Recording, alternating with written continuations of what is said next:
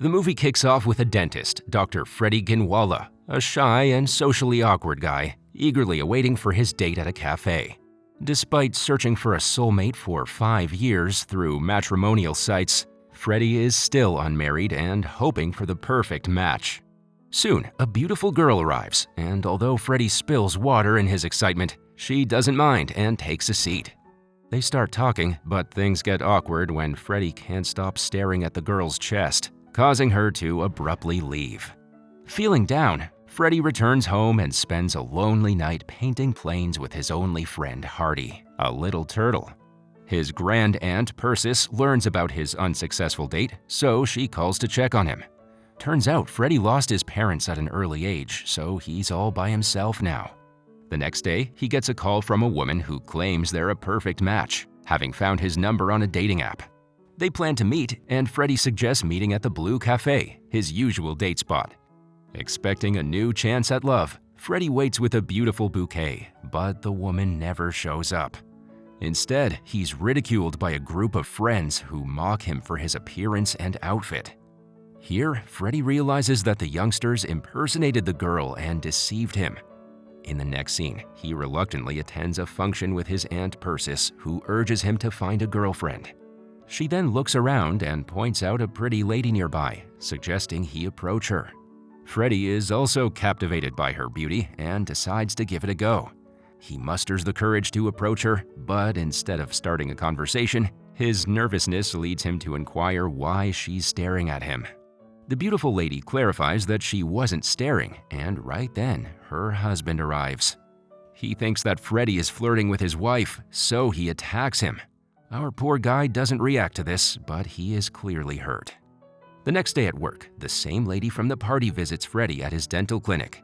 She introduces herself as Kainaz Irani and apologizes for her husband's behavior. She reasons that he becomes overly possessive when he gets drunk. Moving on, Freddie performs a regular scan of her mouth and schedules her for a tooth extraction.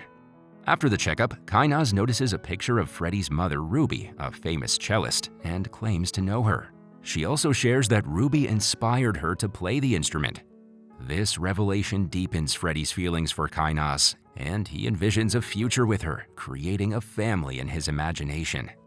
The next day, Kainaz visits the clinic as scheduled, and Freddie prepares for the procedure. After the woman falls unconscious, he gets close to her and expresses his feelings.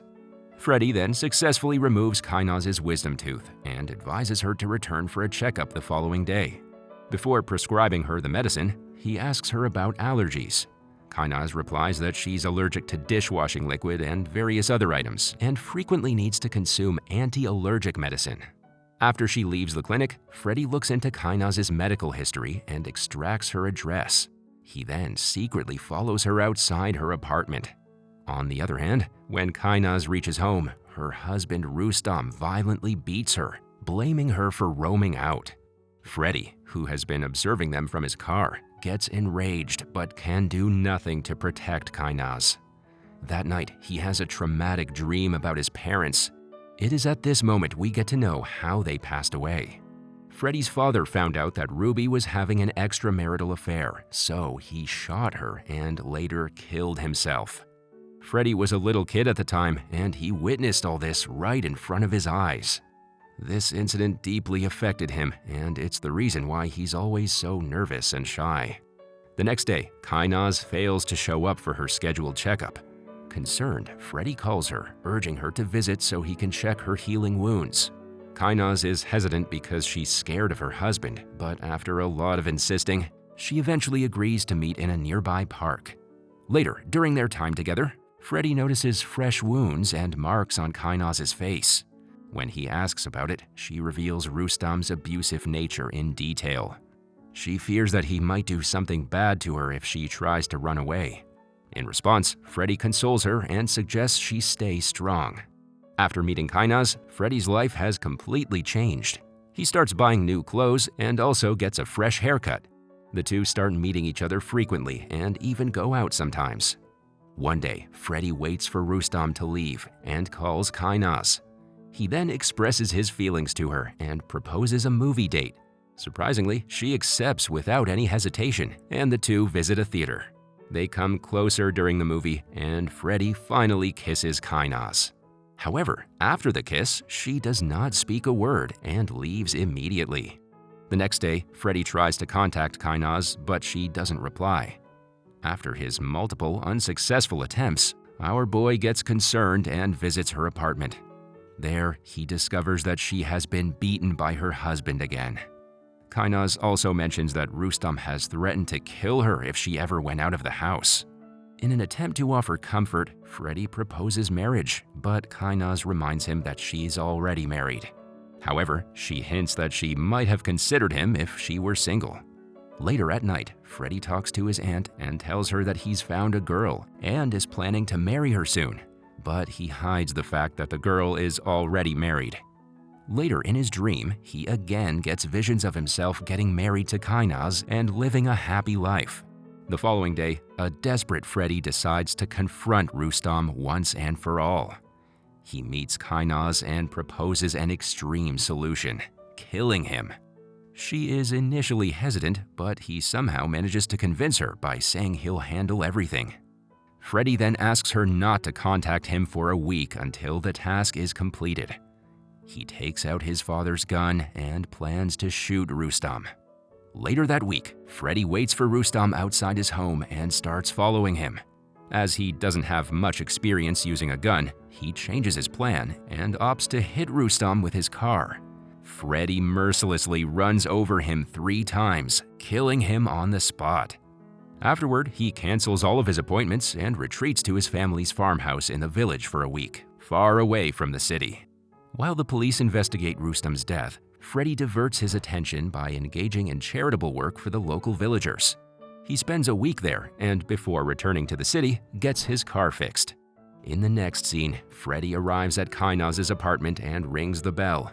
To his surprise, a handsome young boy named Raymond opens the door.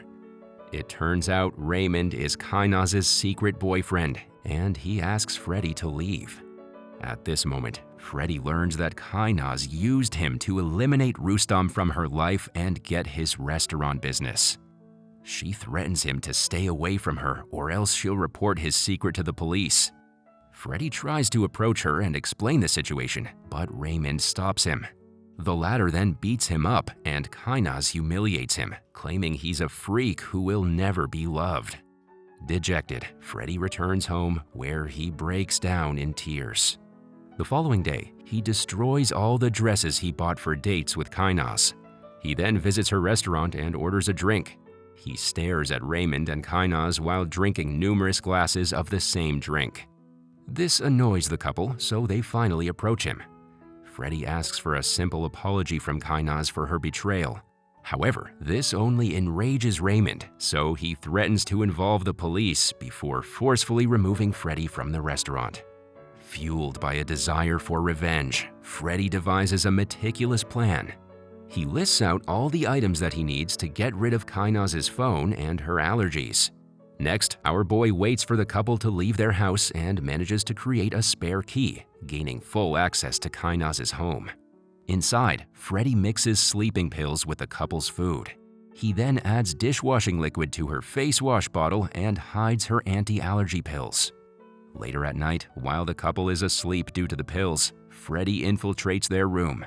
He deletes all of the evidence from their phones and sends a misleading message to his own phone from Kynaz's. Before leaving, he also slaps an unconscious Raymond several times and empties the brake fluid in their car. Freddy then returns home and spends time with Hardy, patiently waiting for the consequences of his actions. After a while, Kynaz wakes up and screams after seeing her allergic reaction in the mirror. She reaches out for her anti-allergy pills but cannot find them. She and Raymond then rush to the hospital, but sadly, their car crashes due to brake failure. Although they manage to survive, Kynaz accuses Raymond of endangering her life. The next day, while discussing a restaurant issue, they discover an intimate photo posted on Raymond's Facebook account. Kynaz knows that Freddy is behind this, so she decides to confront him. The couple then immediately leave for his apartment where he lives alone. Soon, they arrive at Freddy's house and beat him mercilessly. Unbeknownst to them, Freddy anticipated their visit and had already called the police. During the confrontation, Kainaz manipulates the situation, accusing Freddy of stalking and killing Rustam out of jealousy. However, when the police ask her for evidence, she fails to find anything in her phone. This enrages the officers, so they scold her before making her leave. Afterward, Kainaz and Raymond discuss the situation, and they decide to install CCTV cameras in their house. She also insists that they need to do something to trouble Freddy, and Raymond agrees to it.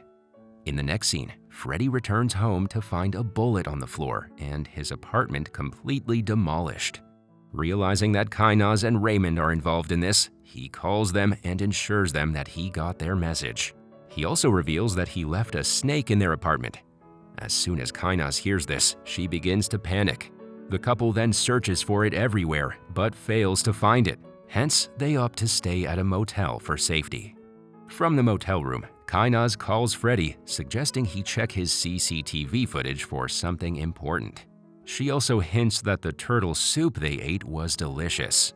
Shocked, Freddy searches for Hardy and immediately checks the CCTV footage. To his utmost horror, he discovers that the couple killed his pet. This shatters him, as now his only friend is gone. So he decides to seek proper revenge from the couple.